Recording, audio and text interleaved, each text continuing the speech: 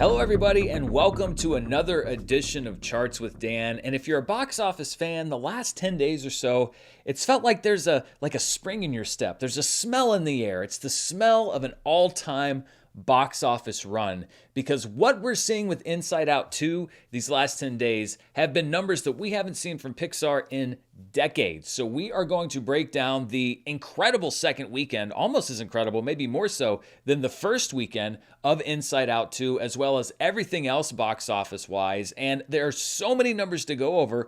Let's just jump right into it. This is your top 10 for the past weekend, June 21st through the 23rd.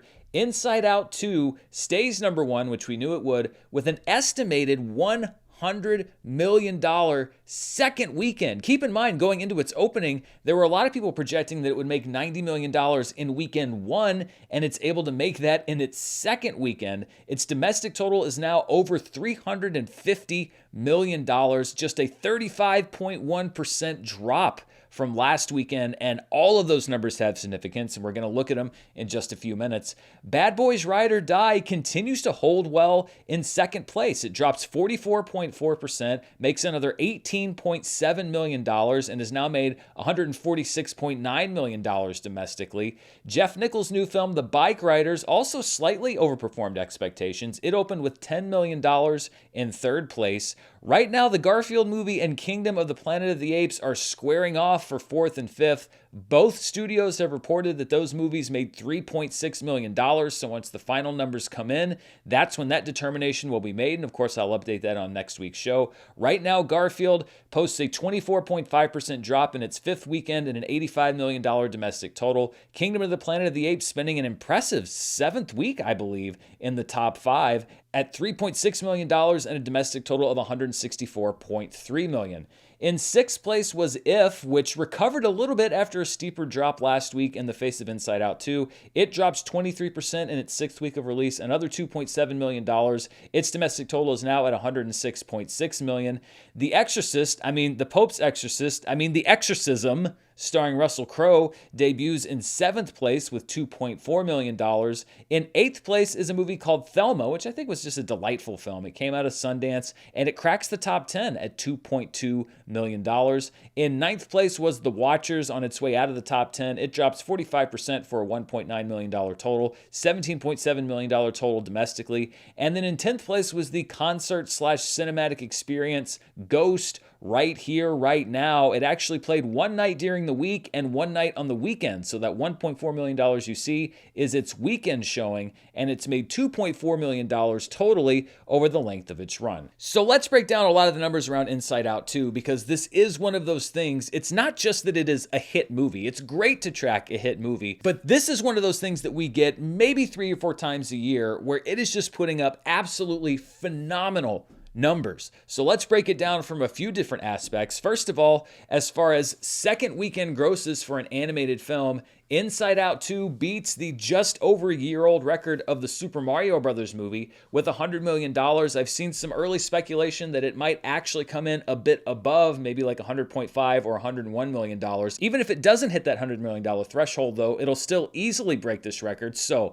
now the best second weekend gross ever for an animated film. The Super Mario Brothers movie drops to second at $92.3 million. Then we have Frozen 2 at $85.9 million, Incredibles 2 at $80.3 million, and Finding Dory at $72.6 million. The lowest final domestic gross of these 5 films was Frozen 2, which made $477 million, but Inside Out 2 is already tracking about $70 million ahead of where Frozen 2 was through 10 days of release. Now, these are the biggest second weekend grosses of the decade, of the 2020s live action and animation, and Inside Out 2 put up the best second weekend gross we've seen so far. The record holder was Barbie last year, which made $93 million in weekend number 2. Again, Inside Out 2 easily beating that total. So Barbie gets bumped down to second place. The Super Mario Brothers movie is there in third place. Then we have Top Gun Maverick, which made $90 million in its second weekend. And then Spider-Man No Way Home, which had that weird Christmas window, so it had a pretty big drop from weekend 1 to weekend 2 and had to settle, I know,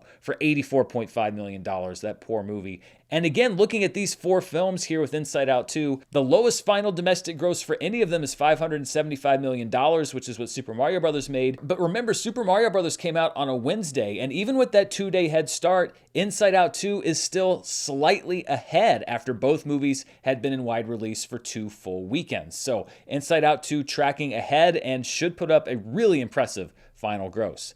Then we have the best weekend 2 holds for any movie that opened to over $150 million, and Inside Out 2 held the best out of all of them. Star Wars The Force Awakens had the best weekend 2 hold for a $150+ million opener at 39.8%, but Inside Out 2 dropped just 35.1%, so it takes over number 1. Barbie gets bumped down to number 3. It dropped 42.6%. Black Panther dropped 44.7%. It's now in 4th place. And 2017's Beauty and the Beast drops down to 5th. It had a 48.3% drop in weekend number 2. And again, looking at all of these other films, they all made at least $500 million domestically, most of them much, much more. Inside Out is trailing The Force Awakens and Black Panther somewhat significantly, but it is slightly ahead of what Barbie was doing through 10 days and about $35 million ahead of where Beauty and the Beast was through 10 days.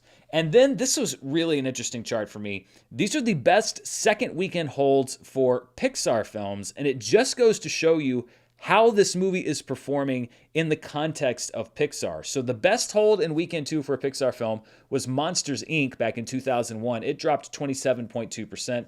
Then we had The Incredibles in 2004. It dropped 28.7%.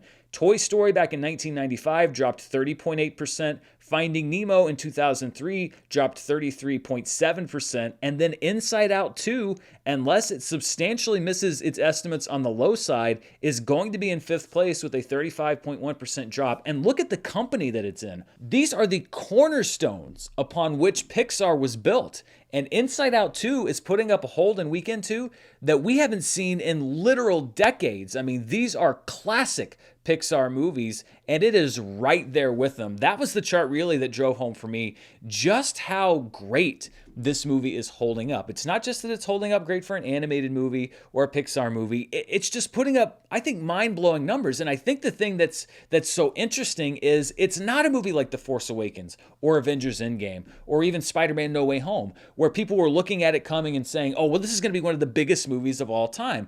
Most people expected that it was going to be a hit, but nobody that I could see outside of maybe a couple of outliers here and there was anticipating that this movie was going to do this kind of business and this kind of box office. We're in another league at this point with Inside Out 2, and it's going to be really fun to see how this develops in the next few weeks. Let's take a look at where Inside Out 2 stands as far as Pixar overall. It is now the 7th highest grossing Pixar movie of all time domestically through just 10 days of release. It will pass the domestic gross of the original Inside Out sometime today if the actual numbers don't already put it over the top. And once it passes Inside Out, it will trail just Finding Nemo, Toy Story 3, Toy Story 4, Finding Dory, and Incredibles 2 on the all-time Pixar list. And when you adjust those grosses for inflation, it's still doing impressively. It's the 14th highest grossing Pixar film through 10 days of release. It has already passed the final inflation adjusted totals of WALL-E, Brave, A Bug's Life, Ratatouille, Coco. Those aren't anything to sneeze at. Those are some pretty good movies, and it's going to be passing at some point this week Monsters University, The First Cars, Toy Story, and probably very soon it's going to crack that top 10 and bypass the domestic gross of Up. Now, I don't know if it's going to get to $761.1 million adjusted where Incredibles 2 is, but it is definitely going to be in that $600 million Toy Story 3 Finding Dory range. And who knows, if it gets up to $650 million, it will be second all-time adjusted for inflation. And when we look at Pixar by worldwide gross, it is already a top 10 all-time grosser for Pixar. It bumps The Incredibles out of that number 10 spot, and the movies that it's looking up at right now are Up, which it will pass in a matter of days, probably today, Monsters University, which it may well pass today. Then we have Coco, Inside Out, Finding Nemo, Finding Dory, Toy Story 3, Toy Story 4, and Incredibles 2. This movie is going to make $1 billion. The question is, is, how far over $1 billion is it going to get? It's already halfway to $1.5 billion. If it makes another $500 million or so, it's going to pass Incredibles 2 as the highest grossing Pixar movie of all time. And that's why I say this is such an interesting thing to watch, because I don't know if anybody looked at Inside Out 2 and said, oh yeah, that's going to be the highest grossing Pixar movie of all time. As far as where it can go from here, this is a comparison of the first 10 days of release, the cumulative domestic gross for Inside Out 2, which is there in blue, Incredibles 2, which is the highest grossing animated film of all time, and then Barbie, which was the highest grossing movie of last summer. And you can see on day one, Inside Out 2 started behind both of those films. Incredibles 2 actually opened up a pretty big lead as it got out of its first weekend. But you can see that Inside Out 2 has put up some very impressive numbers. The Juneteenth holiday really helped its weekend numbers over the last 7 days. And now coming out of its 10th day of release and its second weekend, it is now slightly ahead of where both Barbie and Incredibles 2 were at this point in their run. And this is going to be the interesting thing to watch, because is it going to stay just slightly ahead of them, or is it going to keep going up? Because if that graph keeps going up and it keeps adding that separation, then we are going to see literally an all-time gross from this movie. Just to kind of put another perspective on how well it's doing, you've seen me do these profitability estimates usually when a movie closes. Inside Out 2 has been out for 10 days, and this is already how its profit margin is looking. There is some money from China. It wasn't reported at the time I put this chart together. It's about $10 million reportedly from the first weekend. I'll update that in the future. But when you look at what it's put up so far, $147.6 million already coming in from the international market. That's a 40% share of its nearly $370 million gross out there. $153.1 million coming in domestically just from its first week of release. Assuming that Disney is taking just a 60% share from theaters, it may well be higher. And then through just 3 days, its week 2 cut is $55 million from its $100 million second weekend. So the movie we know had a budget of $200 million. I threw a marketing budget of $150 million at it. That seems fair. So costs of $350 million for Inside Out 2. The worldwide gross right now is $724.3 million. I estimate a net of $355.7 million. And if you put that up against my estimated costs of $350 million, Inside Out 2 has already broken even purely in the theatrical window to the tune of about $5.7 million so far. And keep in mind that once you break even in the theatrical window, every single dollar that gets brought back to the studio through ticket sales, through VOD, through licensing, through all of that stuff, that all gets added to your profit. It is now a money maker. Every dollar that it brings in is a money maker. This is a movie that's going to make tens of millions, if not hundreds of millions of dollars for Disney. And this is the kind of movie that they needed. After the year they had last year, and especially the summer they had last year, Disney needed a massive blockbuster hit. Most people looked at Deadpool and Wolverine and said that it was going to be this movie, but Inside Out 2 got there first. And oh, by the way, Deadpool and Wolverine may also be this kind of movie. So Christmas has come early for Disney, because it certainly didn't come last year at the box office. And Inside Out 2 is already literally printing money for the studio. For all the talk about Inside Out 2, I do want to take a couple minutes and acknowledge that Bad Boys Ride or Die is also doing well. When we look at the franchise by domestic gross, Bad Boys for Life is the highest grossing film domestically at $204.4 million. Bad Boys Ride or Die just this past weekend passed Bad Boys 2 domestically to become the second highest grossing film in the series at $146.9 million. Bad Boys 2 grossed $138.5 and the original Bad Boys grossed $65.6 million. Of course, the franchise has been around a long time, so when you adjust for inflation, Bad Boys for Life has an inflation-adjusted total of $248 million. Bad Boys 2 is at $236.4, so you do see a little bit more distance there. Bad Boys Ride or Die is about $90 million behind Bad Boys 2 adjusted for inflation, but it's still got some life in it at the box office. And then the original Bad Boys you see there made $135.2 million adjusted for inflation way back in the mid-90s. But keep in mind that Bad Boys Ride or Die was also, given the size of its production and given the fact that it stars Will Smith, pretty economically budgeted, around $100 million reportedly. If this was a $300 or a $200 million film, then it would be a bit of a different story. I'd be hedging my bets a little bit more, but because they made that movie for the money that they made it, it's actually doing really, really well. And the only reason we're not talking more about it is because Inside Out 2 is doing spectacularly well at pretty much the same time. When we look at the franchise by worldwide gross, Bad Boys for Life made $424.4 million right before COVID just absolutely derailed everything. But Bad Boys Ride or Die will soon pass the $300 million worldwide mark. Bad Boys 2 made $273.2 million worldwide, and the original Bad Boys made $141.2 million back in a very different time for the global marketplace.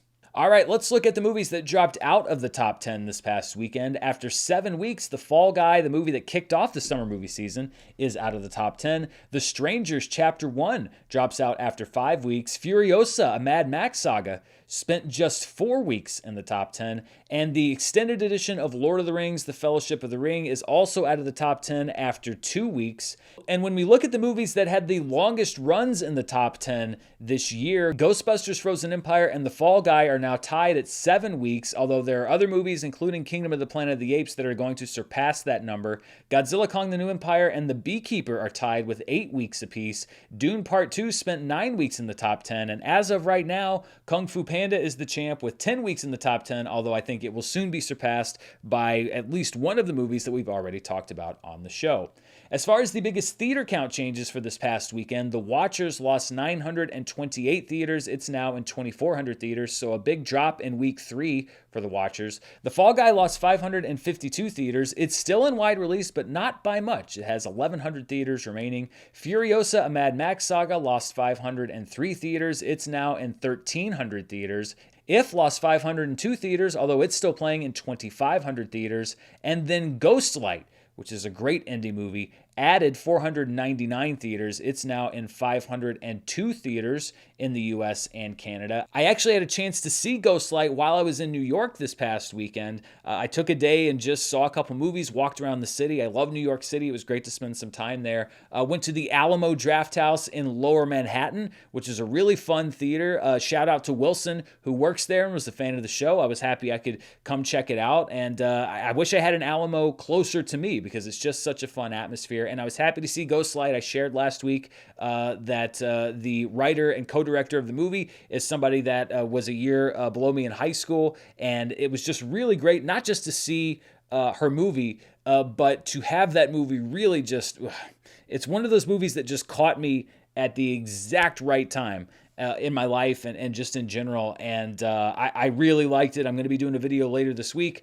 about some of my favorite movies of the year, and you could be guaranteed that Ghostlight is going to be in that video. So I was very happy to be able to see that in New York while I was there. I had a great time, by the way, doing my show with Christian Harloff. So many people turned out and said hi. It was great to see so many people, and I think we're going to try to figure it out to do it again, either in New York or elsewhere. But yeah, just a great weekend in New York City and a great weekend with some great movies. Looking at what I've called the road to recovery, and it looks much more like that in the last few weeks, we had a steep drop from the record-breaking last week of Inside Out 2, but you can see that we're still well above where we have been since theaters reopened. The red line is the box office weekend average for 2021 to 2023 when theaters were reopened. The blue line is the box office weekend average for 2015 to 2019, the 5 years preceding the pandemic. And you can see that this past weekend was pretty much right in the middle between those two. The highest performing film for the 2021 to 2023 window was the debut of Elvis a couple years ago, whereas the highest grossing film for the 2015 to 2019 window in a weekend where a lot of huge movies made big debuts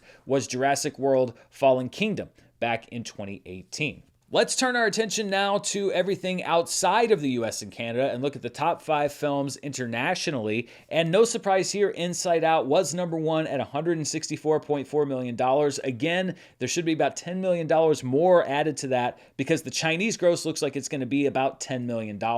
Bad Boys Ride or Die adds another $24.1 million from international markets. In third place is a movie called Moments We Shared, which was actually the number 1 movie in China this past weekend. It's about a young man man who returns to his country roots after a life in the city. A big stress on family and friendship connections, so obviously something that's going to play strong in the Chinese market. $19,073,000 for that movie. Despicable Me 4 actually rolled out in a few countries this past weekend, including Australia and New Zealand, and brought in $9.3 million. Word of mouth has been somewhat mediocre so far on the movie. We'll see if that has any impact as it faces off with Inside Out 2. And then The Bike Riders added $3.9 million to its gross from international markets. When you take those international numbers, you add them to our domestic totals, we get our top 5 films worldwide, and Inside Out 2, I mean, this is a weekend 2 number. $264.4 million, not including China, a drop of just 10.1%. It rolled out to a bunch of new markets and held well in some others where it was already playing. Bad Boys Ride or Die also holding well, though, a 32.8% drop from last weekend. It adds another $42.8 million to its worldwide total. Moments We Shared is there in third with its gross just from China. Then The Bike Riders is in fourth at $13.9 million in all markets. And then Despicable Me 4 is in fifth at $9.3 million. And again, just to give you some perspective, these are the biggest grossing weekends worldwide this year, regardless of whether it was a movie's debut weekend or not. And you can see that Inside Out 2 has the 2 highest grossing weekends for any movie this year, and it's not even close. So the highest grossing weekend was last weekend when Inside Out 2 made $294.2 million, followed closely by this past weekend at $264.4 million in reported grosses. So Inside Out 2's second weekend worldwide was $70 million more than the next weekend, which was the debut of Godzilla Kong the New Empire at $194 million back in March. That's just how good Inside Out 2 is doing. The second week is outperforming massive debuts for Hollywood films that came out earlier this year. Dune Part 2 had the 4th best weekend for any movie worldwide this year at $182.5 million. That was its debut weekend. And then in 5th place was the debut of Kingdom of the Planet of the Apes, which made $130.9 million back in early May. We have so many more box office numbers to break down, but before we do, I want to thank my partners on this week's show. This video is brought to you by AG1. Everyone has their own health journey, and I've been working on mine, and one step in that journey for me is AG1. I like to drink it in the morning to get the day started because I know that even if I get thrown a curveball, I've already done something positive for my body every day. AG1 is a foundational nutrition supplement that delivers daily nutrients and gut health support and is backed by multiple research studies so you can trust what you're putting in your body. And if you're careful about what you put in your body, which is always smart, you should know that AG1 is constantly testing their formula, and they're also trusted by experts and medical professionals with the backing of multiple research studies. Unlike other products which only test their ingredients in isolation, AG1 tests their entire formula as a whole to make sure that they're giving you the best drink possible. I work really weird hours and I hate pumping my body with caffeine to stay awake, but AG1 helps me power through the day without chugging soda like I used to. In fact, 97% of people in a research study said they felt more energy after 30 days of drinking AG1. If I had to recommend one product to support whole body health, it's AG1, and that's why I'm excited to have them as a partner on the show. Starting your journey with AG1 is a win. Try AG1 and get a free 1-year supply of vitamin D3, K2, and 5 free AG1 travel packs with your first purchase at drinkag1.com/Dan. That's drinkag1.com/Dan. Check it out. This video is brought to you by The Perfect Jean. I have a confession to make. I'm not very kind to my blue jeans. I wear them year-round in every season and every kind of weather and for pretty much every kind of activity, and I've spent years looking for the perfect jeans. Well, it turns out they were right under my nose because the perfect jean actually makes the perfect jeans. They're great looking, perfect fitting jeans that are stretchy where they need to be and tight where you want them to be. And that perfect fit means you're not endangering any, critical equipment just so you can look good. The perfect jean has 6 fits from skinny to thick, with waist sizes from 26 to 50 and lengths from 26 to 38. So they've got the perfect size for you. And they always have free shipping, exchanges, and returns, so you can have peace of mind knowing that your order is completely risk-free. You know those jeans that that you wash first and wear almost as soon as they're out of the dryer, that's the perfect jean for me. Whether I'm going out, staying in, or just walking around, I always know that I'll be comfortable, and hey, I'm gonna look decent too, at least from the waist down. The flannel shirts, there's nothing you can do about that. It's finally time to stop crushing your family jewels in uncomfortable jeans by going to theperfectjean.nyc. Fans of the show get 15% off your first order, plus free shipping, free returns, and free exchanges when you use code DAN15 at checkout. That's 15% off for new customers at theperfectjean.nyc with promo code DAN15. After you purchase, they'll ask you where you heard about them, so please support the show and tell them that we sent you, F your khakis, and get the perfect jean. Before we look at the summer charts and some of the specialty charts, I want to go back and do a couple of revisions from last week's show because we're doing estimates when the final numbers come in. If there are things that change, I like to go back and make sure that everybody has the proper information. And we're actually going to go back to the top 10 from last weekend. $154.2 million was the final gross for Inside Out 2, so only about $800,000 lower than the estimates. Also interesting to note is that Kingdom of the Planet of the Apes, once the final numbers came in, actually added business from the weekend before. It was plus 2.1% in its 6th weekend of release. That's very impressive. The number 5 spot last week initially went to The Watchers based on estimates, but it turns out that If hung around in the top 5 for an extra week. That meant that The Watchers was bumped down to 6th place, so instead of number 5, it was number 6, but numbers 7, 8, 9, and 10 remained the same. Also, a quick adjustment on the biggest theater count changes from the weekend of June 14th. Summer Camp had not reported its numbers when I did the show last week, and it actually was the biggest theater loser. It crashed out of release. It lost 1,223 theaters, which means it remained in only 110. So theater owners had no patience for Summer Camp. That is a short window movie. Furiosa, a Mad Max saga, with 1,110 theaters lost, ended up with the second biggest theater count change of the weekend, with In a Violent Nature, The Strangers Chapter 1, and Ezra rounding out the top 5. And then one quick adjustment to the per theater averages from the weekend of June 14th to the 16th, and it's really just that number 4 movie, Shoeshine, which is a 4K restoration of a Vittorio De Sica film, was playing in just one theater and had the 4th best per theater average of the weekend at $5,977, which bumped Summer Solstice from 4th place down to 5th place. All right, let's look now at the summer box office, and we have a new summer box office champion, as well as being a champion of pretty much every box office chart for this year. Inside Out 2 at $355.1 million is now the number 1 movie of the summer by about $200 million. Kingdom of the Planet of the Apes drops down to 2nd place. Bad Boys Ride or Die, though, is making a play for that number 2 spot. It's at $146.9 million. It's less than $20 million behind Kingdom of the Planet of the Apes. If is in 4th place. The Fall Guys in 5th. The Garfield movie is in 6th. Furiosa, a Mad Max saga, is in 7th place. The Strangers Chapter 1 is in 8th. Tarot is in 9th, and The Watchers is in 10th. This chart should get a shakeup from at least one movie that is coming out this weekend. When we look at my predictions, I predicted Inside Out 2 to be the number 3 movie of the summer. If it is, that means that Despicable Me 4 and Deadpool and Wolverine are both going to do phenomenally well. As far as my other predictions, not so great, although I do have A Quiet Place Day 1, which I picked as the 7th highest grossing movie of the summer, opening this weekend. So we'll see if it can help me kind of bolster my credibility here as a couple of my movies like Furiosa, a Mad Max saga start slipping down the overall summer chart.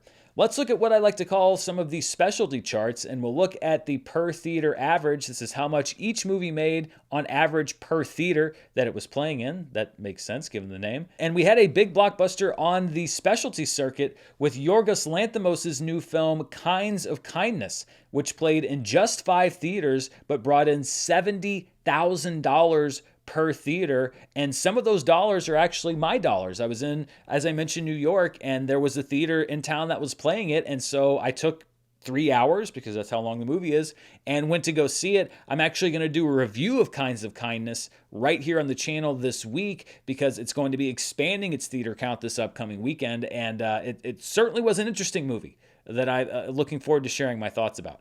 In second place was Janet Planet, which is a new film from A24, the feature debut of writer-director Annie Baker. It's a coming-of-age story set in the 90s about a young girl and her mother. It made $24,842 per theater in just 2 theaters. Then we have Inside Out 2, which brought in $22,523 in each of its 4,440 theaters. In fourth place was Green Border, a Polish film from director Agnieszka Holland about refugees caught between Belarus and Poland. It won the equivalent of third place at last year's Venice Film Festival, although it's come under heavy criticism from the Polish government. And then in fifth place was Bad Boys, Ride or Die, bringing in $4,966 per theater in each of its 3,781 theaters. And Kinds of Kindness didn't just have a great per theater average for the weekend, it also had by far the highest per theater average of 2024. $70,000 per theater easily beats the $43,350 per theater that The Taste of Things put up back in February. That bumps Inside Out 2 down to number 3 and still the only wide release now on this list at $34,730 per theater last weekend. Love Lies Bleeding is in 4th and Stress Positions is in 5th.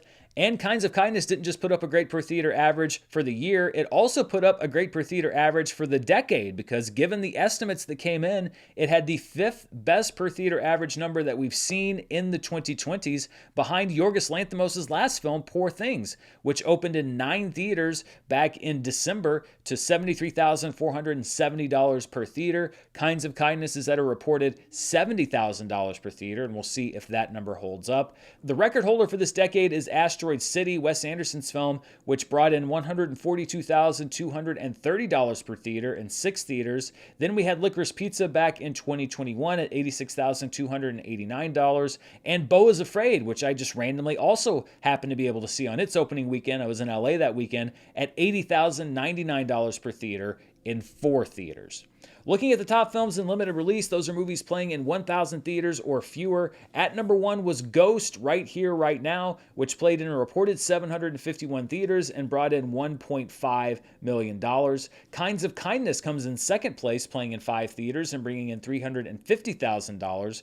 Ghost Light's expansion to 500 theaters translates to a $247,000 estimated weekend. Then we have the Indian film Chandu Champion, which brought in $165,000 in an unknown number of theaters, and Robot Dreams in 90 theaters brings in $126,000.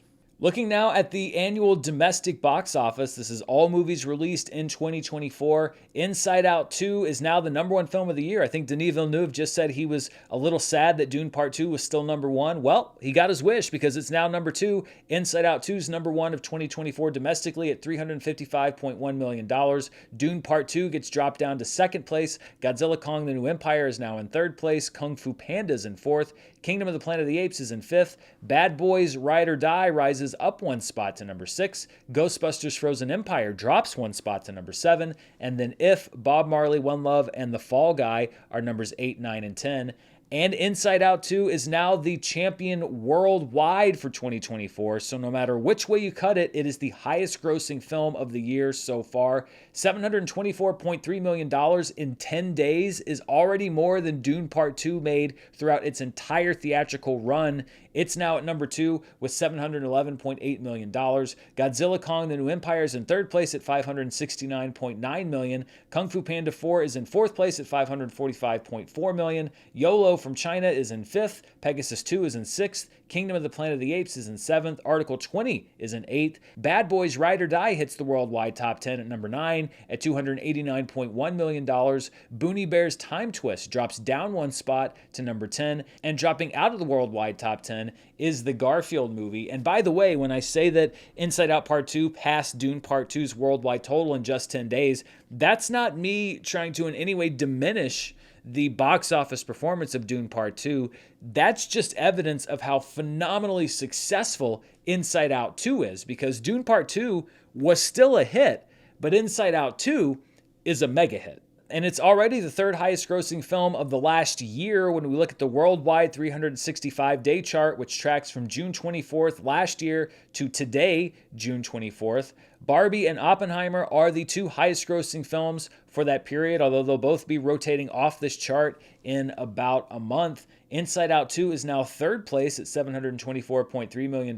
It is going to be making a play for number 2 and will bypass Oppenheimer. The question is, will it get to Barbie at all, or will it get to Barbie before Barbie rotates out? It's got about a month, and at this rate, it's got a real good shot. Dune Part 2 drops down to number 4. Wonka drops to number 5. Godzilla Kong the New Empire drops to 6th. Mission Impossible Dead Reckoning drops to 7th. Kung Fu Panda drops to 8th. No More Bets drops to 9th. And YOLO stays at number 10, partially because we had a movie that expired that was on the chart, another Chinese film called Lost in the Stars, which had only reemerged on the chart, I think, a couple of weeks ago. Before we go, as we almost always do, I want to take a look at a weekend in box office history, and we're going to go back to the weekend of June 23rd through the 25th, 1995, which saw a struggle between two champions, Pocahontas and Batman Forever. Pocahontas was breaking into wide release after a week in limited release. Batman Forever was in its second weekend after, I believe, the best opening weekend of all time at the box office, and they were so close, separated by just over $300,000. That's about 1% of their respective weekend grosses, but Pocahontas came out on top as the number one movie at $29.5 million, with Batman Forever in second place at $29.2 million, although Batman Forever would eventually have the higher domestic final gross at $184 million versus $141.5 million. In third place in its third weekend, dropping just 24.5%, was Congo Amy, Bad Gorilla, at $8.5 million. Its final domestic gross was $81 million. In fourth place was the counter-programming of the summer, The Bridges of Madison County, which made $6.2 million in its fourth weekend of release, a drop of just 5.6% from the previous weekend. Its final domestic total was $71.5 million. And then Casper, which we talked about as one of the lowest Memorial Day openings ever. That was only because it wasn't adjusted for inflation. It was actually a pretty successful film. It dropped 26% in week 5 with $4.9 million on the weekend, a $75 million domestic total to that point, and a final domestic total of just over $100 million. But as we almost always do, I want to put those numbers in a little bit of modern day context by adjusting for inflation. And when we hit that inflation button, we see that Pocahontas was number one with an adjusted total of $60.8 million for the weekend, with Batman Forever in second place at $60.1 million. Boy, wouldn't it be great to see two movies acting like that this summer? We kind of had something close last year with Barbie and Oppenheimer, but they weren't that close together. In third place was Congo with $17.7 million adjusted in week 3. Bridges of Madison County had $12.7 million adjusted in week 4, and Casper had $10.1 million adjusted in week 5. And something we talk about is the fact that it is a very shallow box office. We seem to have pretty much only one big hit at a time, maybe two. But look at the final grosses adjusted for inflation on this top 5. $291 million for Pocahontas, $379 million for Batman Forever, $166 million for Congo. Yeah, people went and saw that movie. $147 million for Bridges of Madison County, $206 million for Casper. That's what Hollywood has lost over the years, and what I think it's probably unlikely that we're going to see again on a regular basis.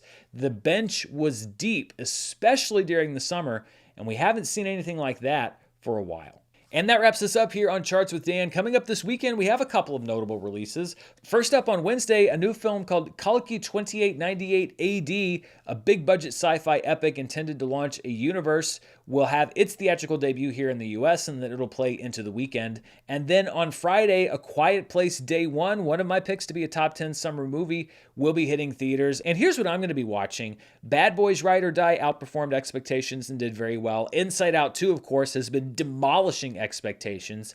If A Quiet Place Day 1 also exceeds expectations, I think that that is going to be another really good sign for the summer box office, that it's not just tied to one or two movies, but there's something about some of these movies that just has people getting back in the habit. So that's what I'm going to be watching for next week's show. Also opening this upcoming week is Kevin Costner's Horizon: An American Saga Chapter 1. We'll be getting Chapter 2 in August. And then also releasing this weekend from Crunchyroll is Blue Lock the Movie, episode Nagi. It is basically in between the first and second season of the football / football/soccer themed anime series, which is based on the popular manga. We've seen a big breakout year for anime, so we'll see how the Blue Lock movie does this upcoming weekend. And of course, I'll be here next week to track all those numbers. However, I am going away for a few days this week on a little bit of a vacation, but don't worry, the channel will still run. The channel must always run. We have, as I mentioned, my review for Kinds of Kindness. That'll be on the channel later this week. I also have a video that I'm going to do before I leave about my favorite movies of 2024 so far. And then I'll be getting back in town on Friday. I'll most likely go see A Quiet Place Part 1 on Friday night, get the review up probably on Saturday, and then I might go see Horizon on Saturday, get that review up on Sunday. And then we've got charts coming up the next week where we talk about all that stuff, and then we go into July 4th and Despicable Me 4, and the summer just keeps rolling. Thank you so much for watching the show and for tracking all these box office numbers with me. It was great to meet several charts fans over the weekend in New York City. Be sure to check out AG1 and The Perfect Gene down in the description below, and come right back here on the channel for more movie news, reviews, box office, and more. Until next time, stay safe, and I'll see you then. Bye.